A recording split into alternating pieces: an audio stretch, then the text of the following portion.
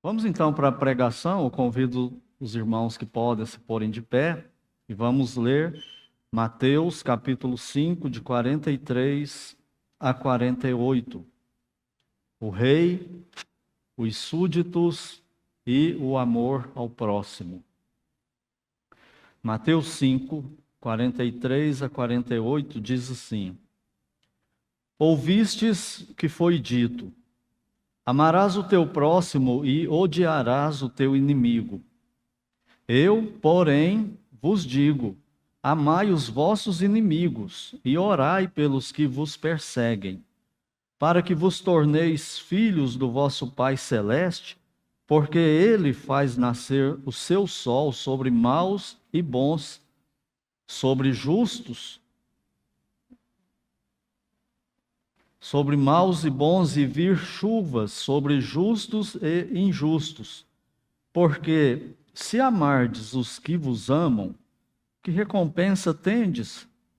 Não fazem os publicanos também o mesmo?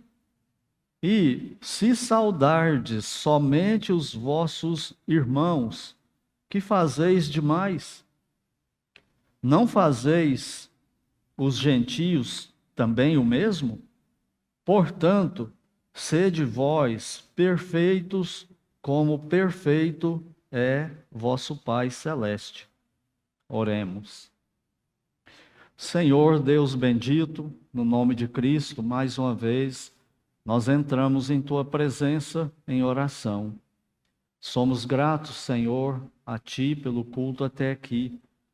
E agora, com a Tua palavra aberta, nós rogamos que o Senhor fale conosco através dela, pela aplicação, mediação do Teu Espírito Santo no coração de cada um de nós e também daqueles que nos acompanham pela internet.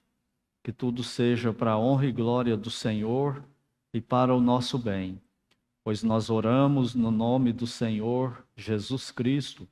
Amém. Podeis assentar-se?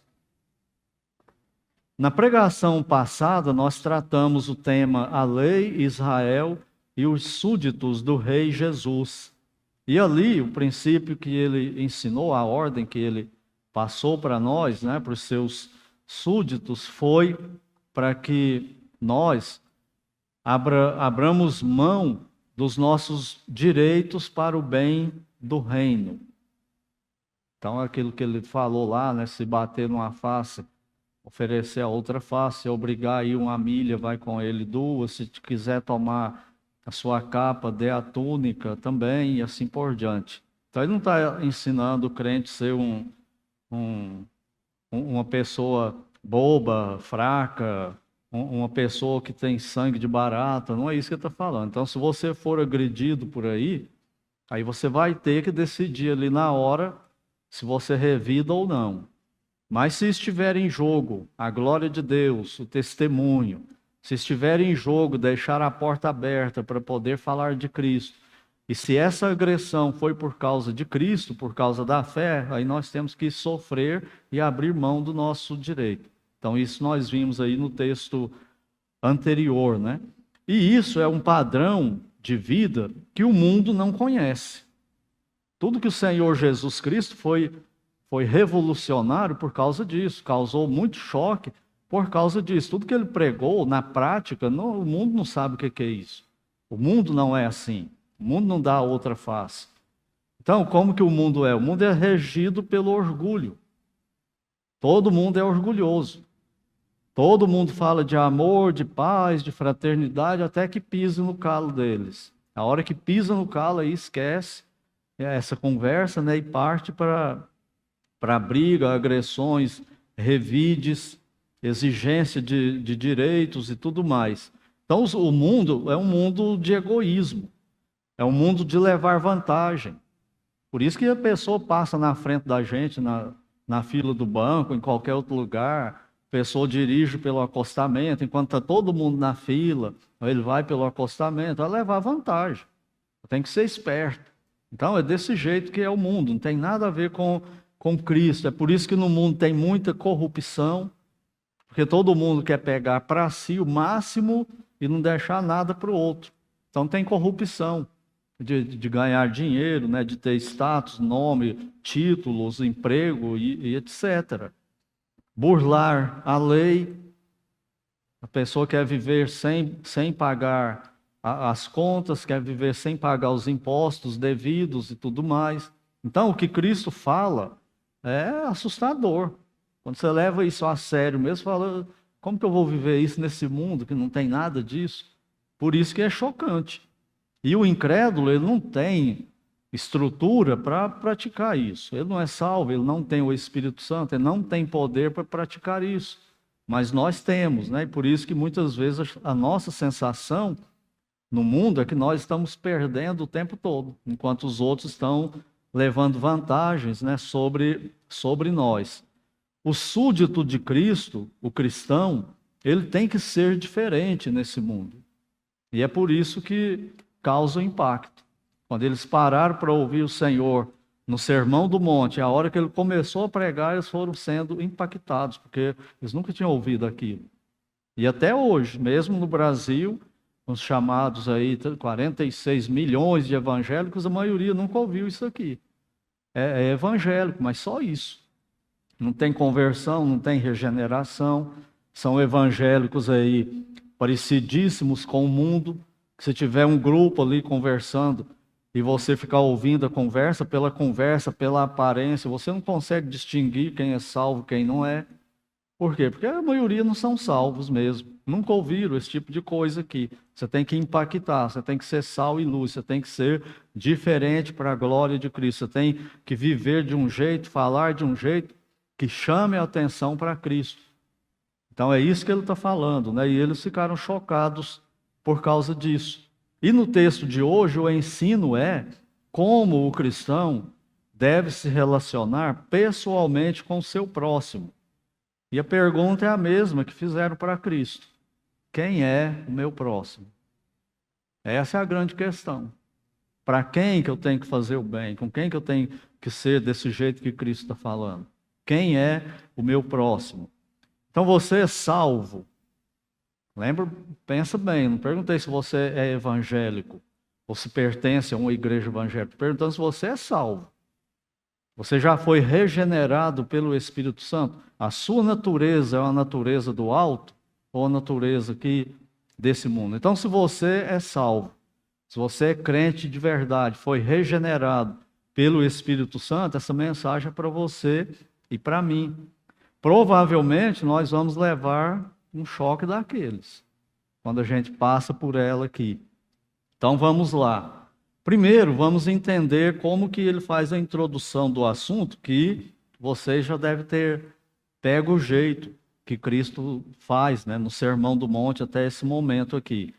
Então ele começa no versículo 43 dizendo: ouvistes que foi dito, amarás o teu próximo e odiarás o teu inimigo. Oh, beleza. Eu tenho que amar o meu próximo, mas o meu inimigo eu posso odiar. É desse jeito mesmo. Agora a questão é quem é o meu próximo e quem é o inimigo, né? Do que ele está falando aqui? Lembra que toda vez que ele fala isso, ele está citando uma passagem do Velho Testamento.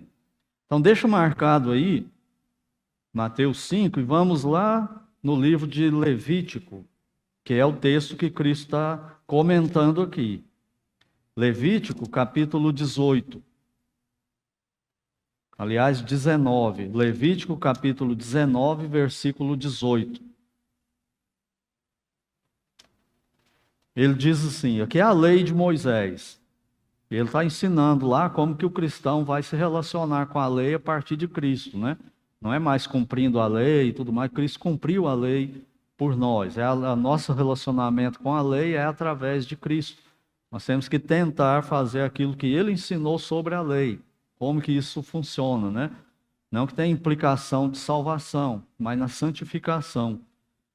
Olha aí, Mateus 19, 18. Não te vingarás, nem guardarás ira contra os filhos do teu povo, mas amarás o teu próximo como a ti mesmo. Eu sou o Senhor. Aonde ele falou aí? Onde tem na lei, e odiarás o teu inimigo? Você já achou isso na Bíblia? na lei principalmente, essa ordem de Deus, você ama o próximo, mas odeia o inimigo.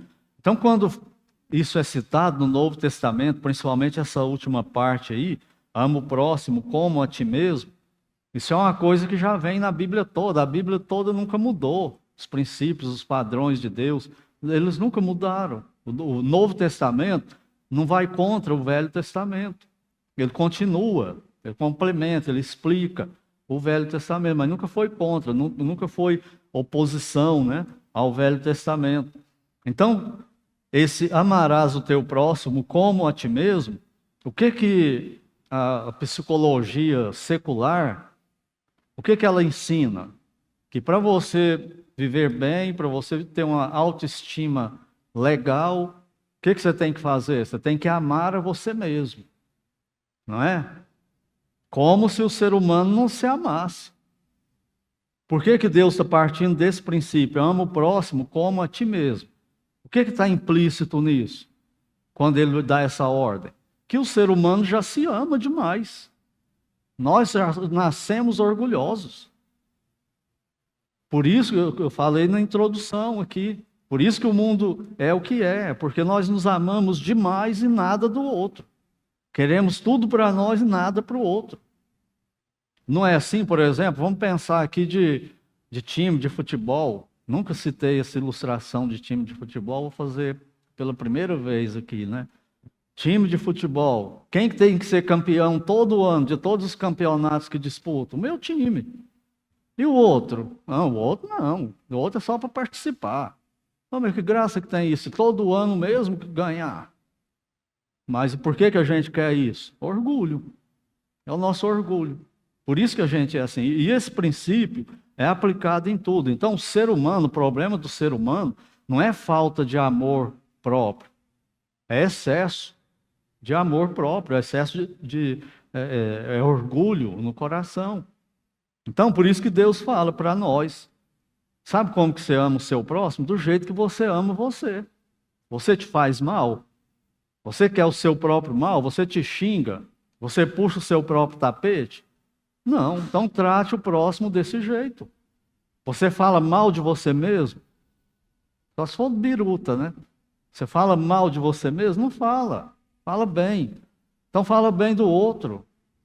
Você destaca os seus erros? Não, destaca as virtudes. Então destaca as virtudes do próximo também. Todos nós temos virtudes e defeitos. Não tem ninguém, nenhum ser humano que tem só defeitos e não tem nenhum ser humano que tem só virtudes. A questão nossa é que nós focamos só nos defeitos. Por isso que eu estou falando, ama o próximo como você ama você. A regra de ouro do Novo Testamento, o que você gostaria que os outros fizessem para você, faça você também para o próximo. Então, aqui na lei, não existe esse negócio. Aonde tem aí odiar o teu inimigo? Mas Cristo não está dizendo lá em Mateus, ouviste o que foi dito, amarás o teu próximo e odiarás o teu inimigo. Onde ele arrumou esse odiarás teu inimigo? Vamos para Êxodo, capítulo 23. Volte aí algumas páginas, vamos ver o que a lei fala sobre essa questão de relacionamento com o inimigo, com outra pessoa.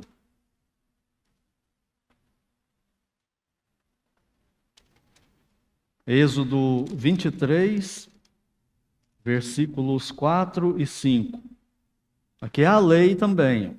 Quando chega no versículo 4, diz assim: se encontrares desgarrado o boi de quem? Do teu inimigo, ou o jumento, lhe reconduzirás. Se vires prostrado debaixo da sua carga o jumento daquele que te aborrece, não o abandonarás, mas ajudá-lo-ás a erguê-lo. Cadê o ódio contra o inimigo? Não tem na lei. Pelo contrário, está mandando você ajudar o inimigo. É alguém que te persegue, que te faz mal. Você está vendo ele precisando de alguma coisa? Ajuda. Aproxima e ajuda. Olha ainda Provérbios 25. Agora aí para frente um pouco. Mais ou menos no meio da Bíblia.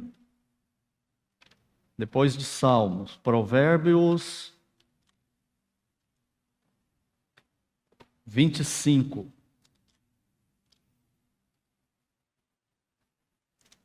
Lembrando, né, Provérbios não tem capítulo, como o Salmo também. Por que que não tem? Porque não é sequência. Para ter capítulo, capítulo 2 continua o 1, o 3 continua o 2 e assim por diante. Cada salmo e cada provérbio é uma escritura à parte, como se fosse um livro de um só capítulo, né? Mas vamos lá em Provérbios 25, versículos 21 e 22. Olha aí, cadê o ódio ao inimigo de novo? Se o que te aborrece, pode ler aí, aquele que te odeia, tiver fome, dá-lhe de comer. Se tiver sede, dá-lhe água para beber, porque assim amontoarás brasas sobre a sua cabeça, e o Senhor te retribuirá. Pastor John MacArthur, ele comenta, faz uma explicação aqui dessa passagem, dizendo o seguinte, que assim como o metal é purificado, ele é derretido, assim pelo fogo, assim o ímpio também, tem o coração derretido com a bondade do cristão. Quando o ímpio faz mal para o cristão retribui com bem. É isso que significa colocar brasa viva sobre a cabeça dele, né? Na visão do pastor John MacArthur, né? E é uma boa interpretação. Outros falam que é um tipo de lanterna, né, que punha fogo dentro dela e punha ela na cabeça e andava, então alumiava. Então, amontoar a brasa na cabeça dele é para ele ver as coisas de Deus, para ele aprender, para ajudar no caminho dele. E outros acham que é juízo. Ele faz mal, você faz bem, e Deus vai julgar isso aí. Então, eu prefiro a do MacArthur, eu acho ela mais lógica, né, o impacto que tem na vida do incrédulo, o relacionamento com o cristão, quando o cristão pratica o que Cristo manda. Não é para ser luz e sal para eles? Como que eles vão ver essa luz? Através do nosso comportamento. Então, mas o fato, voltando para Mateus 5, irmãos, Deus nunca, coloca isso na sua mente, no seu coração, Deus nunca, na Bíblia, mandou e nem manda a gente odiar quem quer que seja. Nunca ele mandou isso. Nunca ele falou assim, odeie. Aí você tem direito aí de odiar.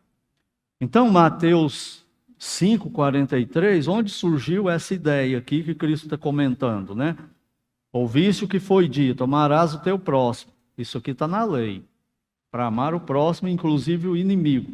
E o odiarás o teu inimigo. Como que isso surgiu? Isso surgiu por dedução. Entre Malaquias, o final de Malaquias, o último profeta, até o tempo de Cristo. Surgiu nesse período aí. O que eles entenderam? Aquelas duas escolas que eu já mencionei aqui, do Hillel e do Shammai.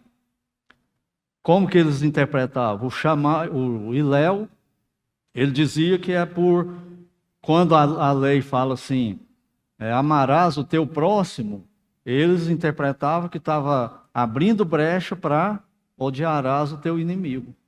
É por indução.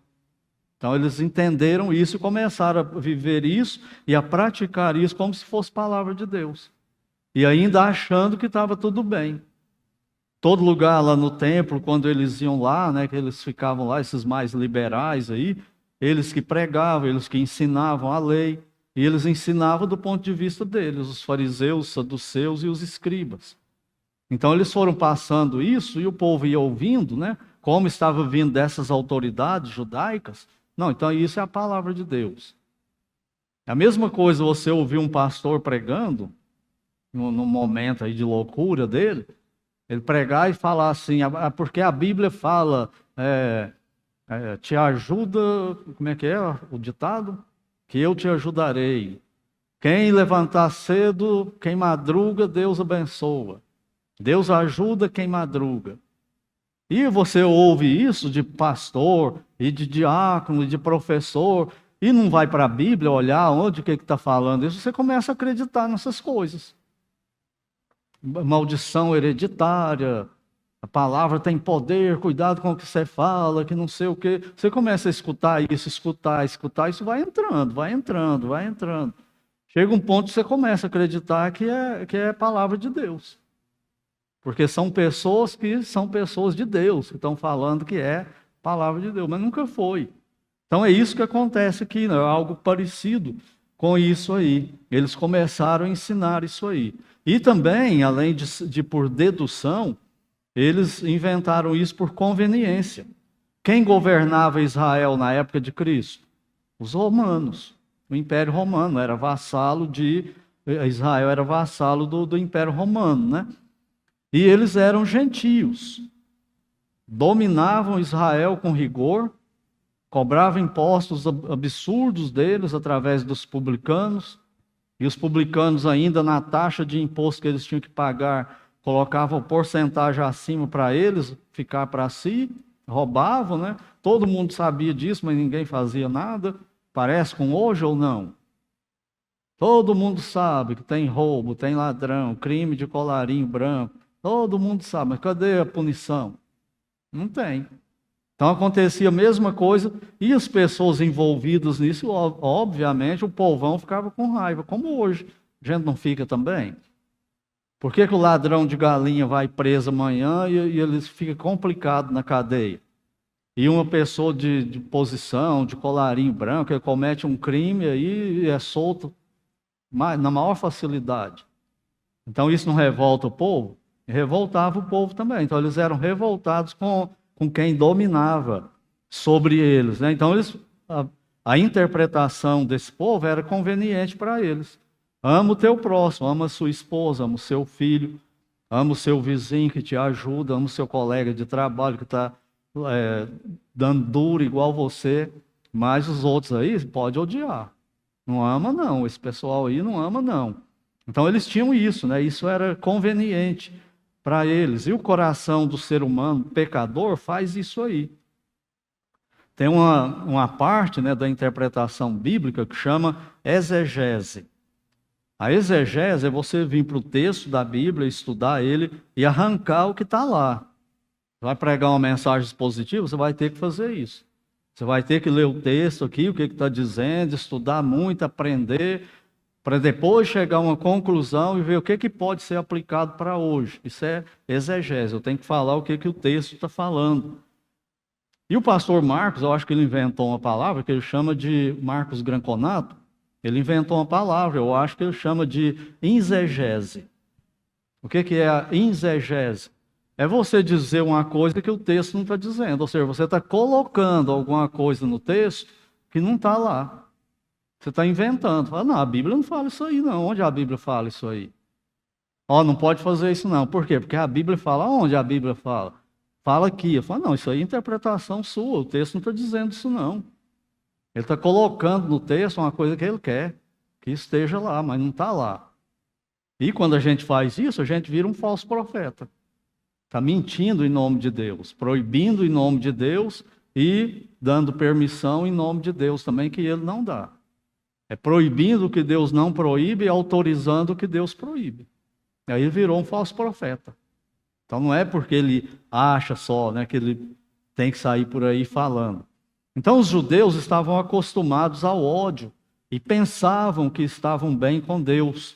E o Senhor Jesus, o Rei, ele corrige isso para eles e passa isso para os súditos como lei agora para os seus súditos. Então esquece os judeus aí de Israel, vocês são um povo meu agora especial. Agora vocês precisam ser diferentes.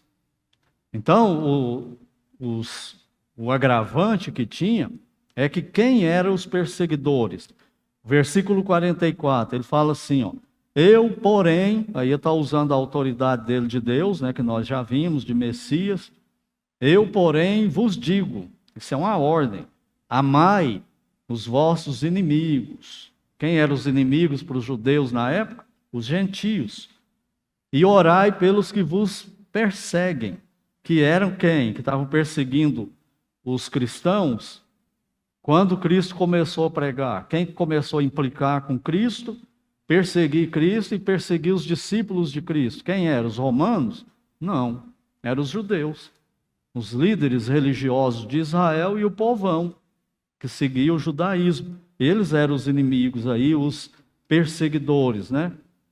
Então Cristo agora, ele vai falar como que nós temos que nos relacionar com essas pessoas aí, que são os perseguidores. E o propósito? O propósito do amor para com todas as pessoas não significa salvação pelas obras, como alguns pensam. Olha o versículo 45, a primeira parte. Vocês têm que fazer isso, amar os vossos inimigos e orar pelos que perseguem. Você faz isso de boa? Isso é uma coisa fácil de fazer? Você amar de forma prática os que são seus inimigos? E alguém que está te perseguindo lá na sua escola, no seu trabalho, na sua família, você orar por ele, por essa pessoa, uma coisa boa de fazer, fácil de fazer? Não, isso é contra a nossa natureza. Por isso que choca. É uma coisa muito difícil de fazer. Por isso que Cristo falava umas coisas assim que o povo falava, dura esse discurso. Quem pode ouvir isso? Esse quem pode ouvir, entenda-se, quem pode praticar isso aí, eu não vou nem tentar, eu estou indo embora. Isso aí é difícil demais. Então, ele falando isso, aqui, né, no versículo 45, não fica parecendo salvação pelas obras? Façam isso, ama o inimigo e ora pelo que te persegue, para que vos tornei filhos do vosso Pai Celeste. Ah, então vou ser filho de Deus depois que eu fizer essas coisas. Se eu fizer isso aí vai me tornar filho de Deus. Não é uma dedução simples? Uma interpretação simples que dá para isso aqui? Ah, depois que eu fizer isso aí então, mas não é isso que ele está ensinando. Isso é uma interpretação manca. Basta usar um pouquinho de lógica. Para quem que o Cristo está falando? Lembra que um dos problemas de interpretar a Bíblia é começar a interpretar um livro, um capítulo da Bíblia e esquecer o começo. E aí você vai arrumar rolo. Por exemplo, Efésios. Não tem uma passagem que fala assim, Deus é Pai de todos? O Espírito está em todos, Deus é a fé de todos, Deus é Pai de todos. Ah, então todo mundo é filho de Deus, não é? Por que a pessoa tem esse conceito, esse entendimento? Porque ele esqueceu do começo. Para quem que ele está escrevendo? Aos santos que estão em Éfeso. Ele está falando para os crentes, o livro é escrito por crente, não é para o incrédulo. Mas aí ele pega um versículo, isola ele, né? E não lê o livro todo, aí ele vai errar. E vai interpretar ele de forma conveniente. O Sermão do Monte é a mesma coisa. A gente não pode esquecer para quem que ele está falando. Para quem que ele fala? Lembra do versículo 1? Aproximando-se as multidões, Cristo se assentou e falou para quem? Para os seus discípulos.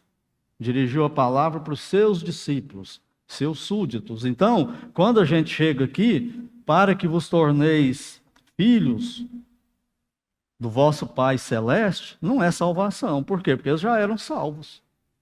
Como que eu posso me tornar filho do meu pai? Ele já é meu pai, como que eu vou me tornar filho dele? Entenderam?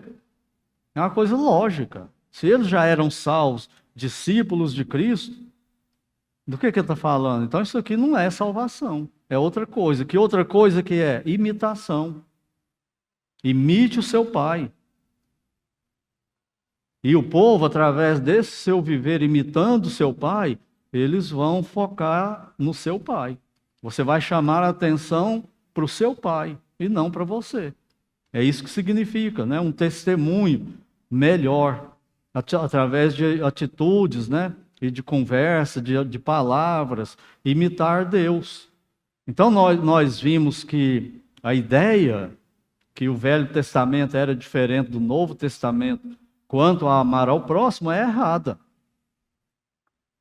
E ainda tem o Provérbios 25. Vamos ver lá, Provérbios capítulo 25. O Novo Testamento não é contra o Velho Testamento. Provérbios 25, versículo 21. Provérbios 25, versículo 21. Se o que te aborrece tiver fome, dá-lhe de comer. Se tiver sede, dá-lhe de beber. Porque assim amontoarás brasas vivas sobre a sua cabeça. Entenderam que Cristo não está falando que a gente pode amar o amigo, o irmão em Cristo, e odiar o inimigo, aqueles que nos perseguem? Nunca houve isso. Então, através das nossas atitudes diferentes da do mundo, é que nós vamos revelar Deus para o mundo.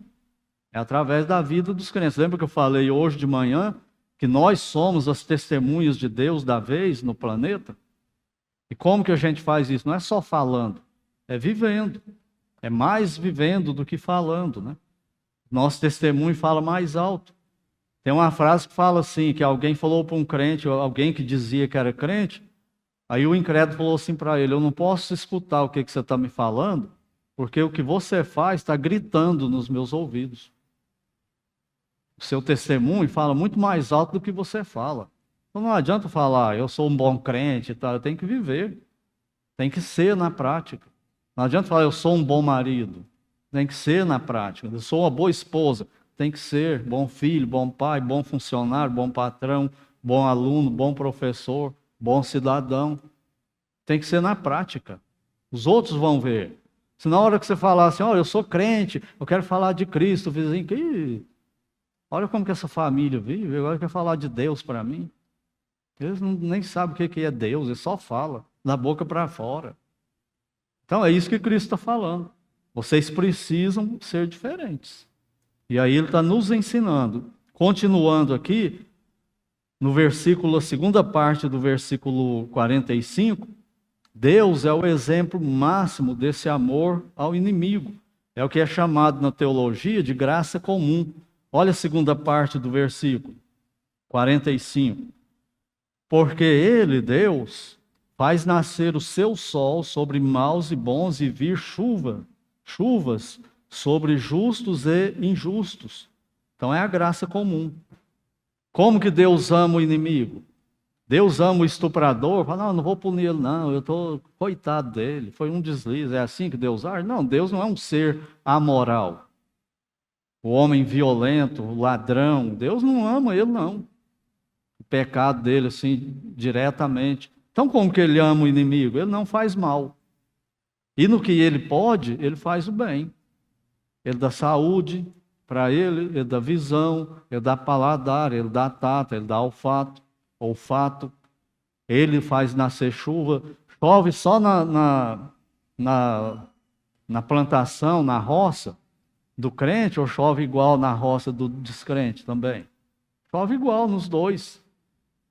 Ele dá saúde para o crente ou só para o crente ou para o incrédulo também? Para o incrédulo também, é isso que eu estou dizendo.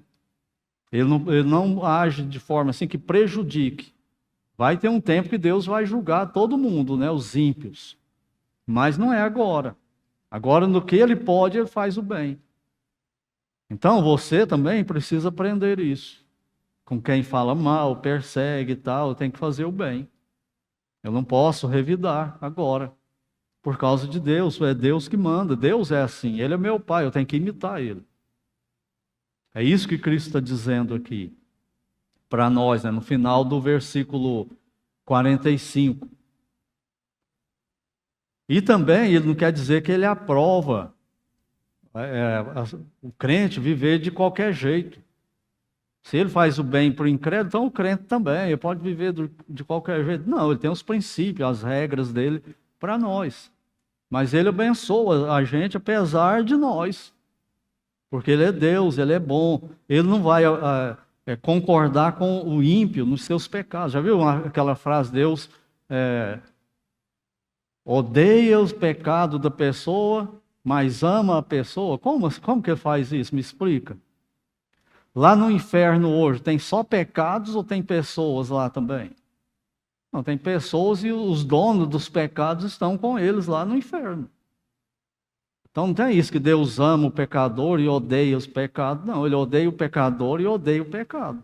Porque o pecado só existe por causa do pecador naquela vida, ali. Ele está debaixo da ira de Deus, mas ao mesmo tempo ele está debaixo da graça comum de Deus. E a ira definitiva, o juízo vai vir só depois, não é agora. Agora Deus continua abençoando, né? Isso não significa também que Deus quer e aprova essas pessoas. Deus não quer e aprova também genros e noras, filhos do diabo. Deus quer você quer um genro, uma nora, bandido, traficante? Você quer alguém assim como genro ou como nora? Deus também não quer para os filhos dele genro e nora desse tipo aí, que não conhece ele, que são inimigos dele, ele só quer crentes, para os crentes. Por quê? Porque tem um padrão, ele é santo, ele não é amoral, que aceita qualquer coisa, né, de qualquer jeito, não. Mas naquilo que é possível, ele faz o bem. Assim deve ser o cristão também nesse mundo. E a pergunta é: como está você quanto ao amor ao próximo? Você tem sido um súdito do rei de verdade? Considere isso. Como que é você? Trata bem só quem te trata bem. E aí vem a prova de fogo. Agora ele fala da prova disso aí. Olha aí o versículo 46. Porque se amardes os que vos amam, que recompensa tendes? Qual é a vantagem do pai amar só o filho dele? Ou a filha? Isso aí todo mundo faz. Que vantagem que tem nisso? Nenhuma. Que vantagem que tem a pessoa fazer o bem só para quem faz bem para ela? Nenhuma. Isso aí, os orgulhosos fazem isso no mundo todo dia. Eles são mestres em fazer isso aí. É isso que Cristo está dizendo. E ele continua, versículo 46, 47. E se saudardes somente os vossos irmãos, que fazeis demais? Você cumprimenta quem? Você saúda quem? Só os crentes bons, fiéis? Que vantagem que tem nisso? Vantagem nenhuma. Por quê? Porque todo mundo, a pior pessoa do mundo faz isso. Age desse jeito aí. O crente é diferente. O crente vai se aproximar de todo mundo que ele puder. E se possível, ajudar, né? O ímpio é assim, ele é orgulhoso, soberbo, interesseiro. Ele só cumprimenta e conversa com pessoas que possam oferecer algo para ele. O mundo é mais ou menos igual ao político em época de campanha eleitoral. Como que é o político na época de campanha? Ele abraça o pobre, ele abraça o mendigo, ele compra uma coisa e dá para o mendigo, ele pega a criancinha, abraça e beija, pessoa idosa, ele abraça, ele fica sorrindo de orelha a orelha. Mas e depois que passa? Você nunca mais vê ele. É isso que Cristo está falando, o mundo é assim. Vocês vão ser assim também? Não, é para vocês serem diferentes. Vocês têm que ser altruístas no comportamento, né, de vocês ali. Por isso que eles falaram: não, isso aí é muito difícil, eu não vou ouvir mais não, vou embora. Isso aí eu não dou conta não, isso aí eu não quero, não vou nem tentar fazer uma coisa dessa aí, né? O cristão não pode ser assim, igual esse povo. Ele tem que fazer o bem a todos, sem distinção. O cristão, ele vai até as pessoas. O cristão não é celebridade. Ele não fica num canto esperando as pessoas virem até ele. É ele que vai até as pessoas. E a gente deve colocar isso na prática em todo lugar. Nós precisamos zelar por sermos legais com as pessoas e não antipáticos. Tem gente que é antipática, não tem? Eu conheci pessoas que, se você chegasse no trabalho e não falasse para ele bom dia, ele te isolava, não conversava com você mais não. Enquanto você não fosse lá pedir perdão para ele, pedir desculpa, né? Ficava ali igual um coração de cascavel. Ele não ia de jeito nenhum, você tinha que ir. Por quê? Por causa desse orgulho. E Cristo está falando, não é para vocês serem assim. Vocês têm que ser diferentes. Vocês têm que mudar essa realidade. No meu reino tem que ser diferente. Não pode ser dessa forma aí. Então ele vai até as pessoas. Quem deu o maior exemplo disso? Deus. Deus tem a maior dignidade de todas, a maior majestade de todas, a maior glória de todas. É Deus que tem. E desde que o homem Adão caiu em pecado, que Deus está indo atrás do homem, não é não? Deus está procurando o homem, chamando o homem, arrependa-se, deixa isso. Isso não faz bem para você, está querendo o bem. E depois ele ainda enviou o filho dele deixou a glória, a majestade dele, e veio aqui na terra também, para quê? Para nos salvar, ele veio até nós. E nós queremos que as pessoas venham até nós. Olha só o orgulho. Nós queremos ser diferentes, superiores até Deus, no nosso orgulho. É um coração maldoso, é um coração egoísta, egocêntrico, né? Que ele fica ali no canto e as pessoas têm que procurar ele. Deus não é desse jeito. E isso, então, como Deus é o maior exemplo, é ordenado para os seus súditos também. Olha o versículo 48, como que ele termina. 47 é a mesma coisa, né? Se saudardes somente os vossos irmãos, que fazeis demais? Não fazem os gentios também o mesmo?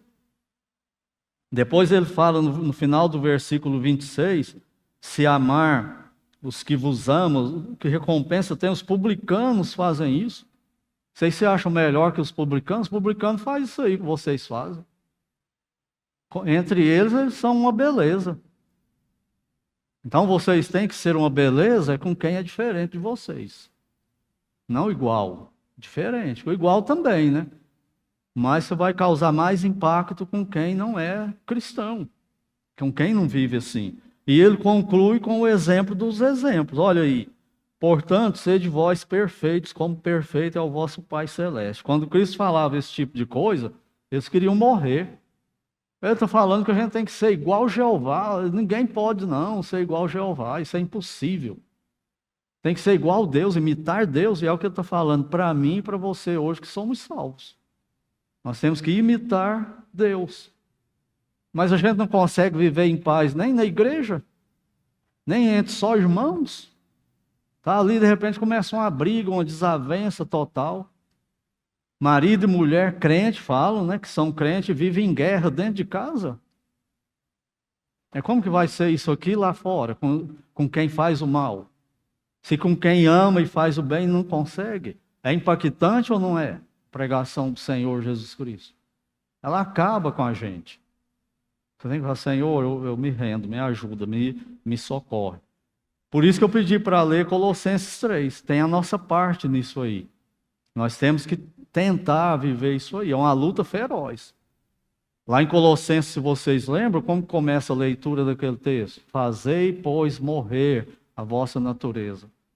Fazer morrer significa esganar, pegar pelo pescoço, no grego, e matar a sua natureza. Senão, você vai ser ímpio dentro da igreja, dentro da família cristã, no acampamento, na escola cristã, em qualquer... vai ser ímpio. Vai ser ímpio. Vai defender o que o ímpio defende. Vai ser o marido igual o ímpio é. Vai ser esposa igual a ímpia é. Não vai mudar nada. E cadê os evangélicos do Brasil? Os cristãos do Brasil? Os súditos de Cristo? Você quase não vê, né? É igual cabeça de bacalhau. Você... existe, mas cadê? Você não vê, não. Muito raro.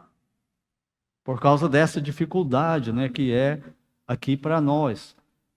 Então, isso que Cristo está falando é contra a nossa natureza. E há pessoas que são terríveis nisso.